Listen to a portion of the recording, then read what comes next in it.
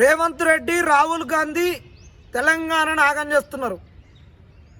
రాహుల్ గాంధీ నువ్వు రాజ్యాంగాన్ని పట్టుకొని రాజ్యాంగాన్ని గౌరవిస్తున్నావు.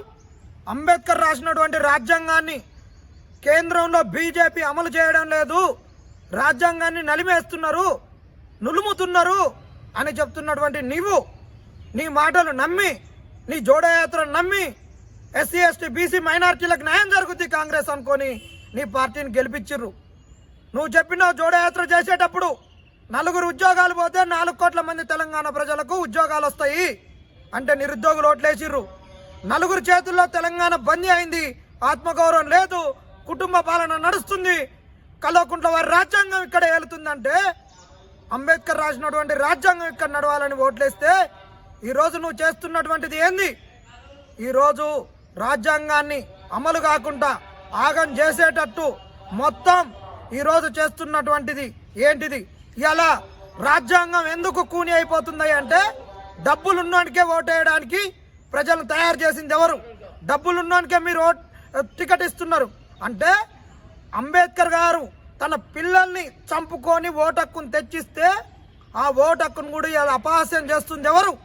ఒక్కసారి గుర్తుపెట్టుకోరి. ఆ రోజు కాంగ్రెస్ ఏదైతే ఎమర్జెన్సీ విధించిందో దాని నుంచి ఈరోజు బయటపడి కూడా నీ పార్టీని బతికిస్తున్నటువంటి వాళ్ళు ఎస్సీ ఎస్టీ బీసీ మైనార్టీ బిడ్డలు అంబేద్కర్ రాసిన రాజ్యాంగాన్ని కాపాడుకోవాలనుకుంటుంటే ఓటు హక్కును దుర్వినియోగం చేసేటట్టు మీరు ఈరోజు డబ్బులు లేవు ఓటు కొనుక్కోవడానికి అంటున్నారు. మరి నువ్వు రాజ్యాంగాన్ని కాపాడుతామన్నోనివి రాజ్యాంగాన్ని పట్టించి మేము రాజ్యాంగాన్ని గౌరవిస్తున్నాం, పక్క పార్టీ వాళ్ళు డబ్బులు ఇచ్చి ఓటుకు 5,000 10,000 ఇచ్చి కొంటున్నారు, నా కాంగ్రెస్ ఓటుకు 5,000 10,000 కాదు, అసలు ఓటుకొక్క నయా పైసా కూడా ఇవ్వకుండా నిన్న కాంగ్రెస్ కార్యకర్తలను నిలబెడుతున్నా, మీకు కావాల్సింది ప్రభుత్వం నుంచి కావాల్సిన సంక్షేమము, ఆ సంక్షేమాన్ని ఇంట్లో పిల్లలకు విద్యనా వైద్యమా ఇంకా ఏం కావాలి అవన్నీ మీ ఇంటి ముంగడికి తీసుకొస్తా, మీరు డబ్బులు తీసుకోవద్దు, డబ్బులు తీసుకోకుండా ఓటేయండి, ఇక నుంచి అయినా మనం ఓటును చాలా పవిత్రంగా ఉంచుదాము, నోటు కమ్ముకోవద్దు, దీన్ని తీసుకొని పోతున్నామని నీ రేవంత్ రెడ్డితో ఎందుకు చెప్పట్లేదు? ఒకవైపు ఏమో బొంగులు బొంకుతారు ఏమని, రాజ్యాంగం కూని అయిపోతుంది, కాంగ్రెస్ వస్తే రాజ్యాంగాన్ని కాపాడుతాం, రాజ్యాంగ విలువల్ని కాపాడుతాం అని చెప్తారు. నువ్వు రాజ్యాంగం పట్టుకొని తిరుగుతావు. ఇక్కడనేమో G.O. 29 తెచ్చి నిరుద్యోగులకు అన్యాయం చేస్తారు, SC ST BC minority EWS బిడ్డలకు. అదేవిధంగా చాలా రిక్రూట్మెంట్లలో ఆగమాగం చేస్తున్నారు. మీకు ఇక్కడ ఎస్సీ ఎస్టీ బీసీ మైనార్టీ బిడ్డలకు టికెట్ ఇయ్యరు, 42% మేము ఇస్తామని చెప్పారు, అక్కడ బీసీలకు రిజర్వేషన్ ఇయ్యరు. ఈ రోజు వచ్చిన రిజర్వేషన్లలో కూడా మీకు డబ్బులు లేవు అని చెప్పి తాగేటోనికి బొరిలేటోనికి వీళ్ళకా మీరు టికెట్లు ఇచ్చేది? రేవంత్ రెడ్డి రాహుల్ గాంధీ కాసుకోరు మీరు, మీతోటే మాకు యుద్ధం. కాంగ్రెస్ సూర్యాపేట పట్టణ నాయకులారా మీరు ఒక్కసారి ఆలోచించుకోరి. ఒక ముస్లిం బిడ్డ సూర్యాపేట జిల్లా అధ్యక్షునికి ఉంటే కనీసం తన డివిజన్లో టికెట్ ఇచ్చేటప్పుడు మీరు అడగకుండా ఇచ్చిర్రంటే మీరు ఎవరికి గౌరవిస్తున్నారు ఒక్కసారి ఆలోచించుకోరి. ఆ బిడ్డను అట్టని అవమానపరిచిర్రు, ఈరోజు 10వ వార్డులో ఉన్న బిడ్డను అవమానించిర్రు, మా ఇండిపెండెంట్గా గెలిచిన బిడ్డను అవమానించిర్రు, గండూరి రమేష్ను. ఇంకొక ఆడబిడ్డని కూడా చూడకుండా అద్దమ్మ రాత్రిని పార్టీకి కష్టపడితే ఈరోజు ఆ బిడ్డకు డబ్బులు లేవంటావా? ఏం బొగ్గులు బొంకుతావయ్యా? ఆ బిడ్డ మన ఇంట్లో ఆడబిడ్డే కదా, మన ఇంటి బిడ్డే కదా అని ఎన్నోసార్లు చెప్పినావు.